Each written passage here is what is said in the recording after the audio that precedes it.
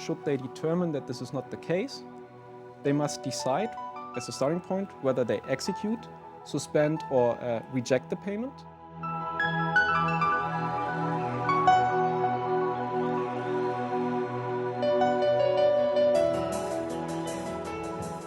Hello and welcome to the Bankers Masterclass series in association with Deutsche Bank, looking at the impact the EU Funds Transfer Regulation 2015 will have on financial institutions.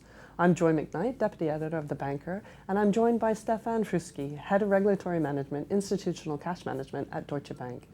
In Chapter 1, we looked at the importance of the FTR 2015. In this chapter, we're going to take a deeper dive into the details, including the regulation scope and main requirements.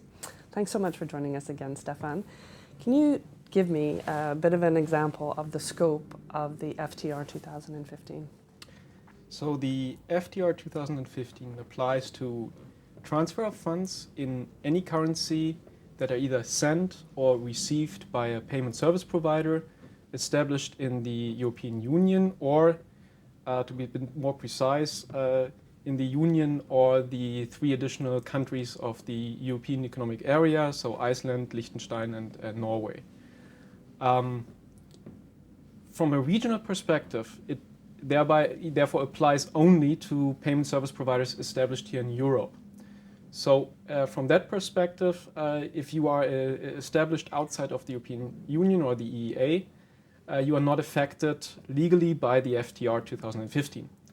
However, despite this regional focus or this regional scope, there is a global effect when it comes to the FTR 2015 on also payment service providers established outside of the European Union.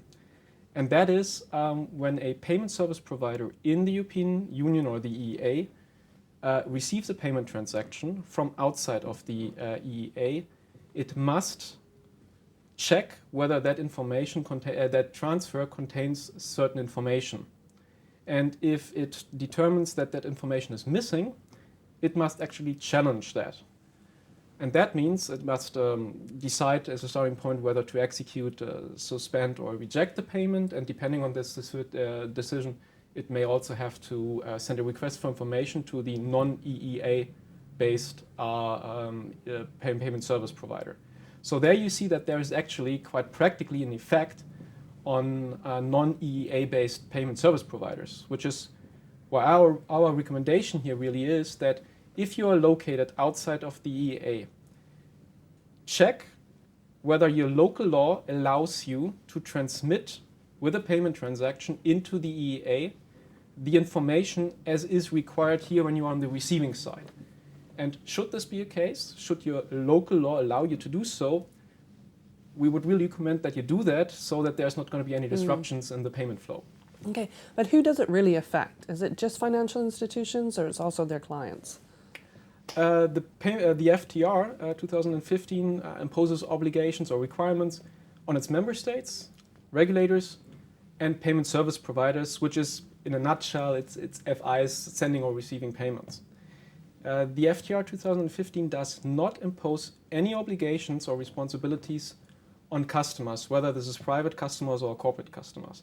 So the payment service providers are the ones who must comply with the law and ensure that the requirements are met. Okay, and can you give us some examples of the requirements and how they sort of are changed from the FTR 2006? Well, FTR 2015, basically, it's the whole transaction chain. And as a starting point, not everything is new because some of these requirements have been there now since 2006 or 2007 when it entered into force.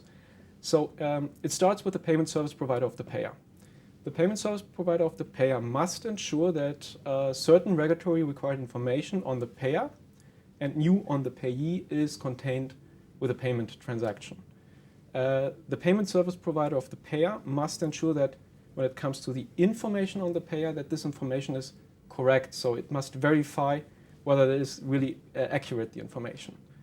Then as the next point, when the payment transaction then is received, for example, by an intermediary payment service provider, that payment service provider must ensure that the information remains with the transfer.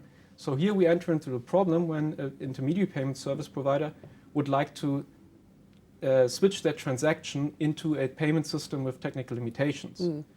Then as a next point, both an intermediary and a beneficiary payment service provider must implement measures to detect whether the regulatory required information is transmitted with a payment, and not only transmitted with the payment, but transmitted in the designated fields of the payment message type. And should they determine that this is not the case, they must decide, as a starting point, whether they execute, suspend, or reject the payment. Depending on that decision, they must also then send a request for information to the payer's PSP. And last but not least, when you realize that there is a payment service provider that repeatedly fails to transmit sufficient information, you must, as one point, you must report that to the local competent authorities. And second, you must make a decision whether additional steps in relation to that PSP are required. And that starts with the issuance of a warning, but ultimately with the termination of the entire business relationship. Well, thank you very much, Stefan. In Chapter 3, what we're going to look at is some of the challenges to implementing and being compliant with FTR 2015.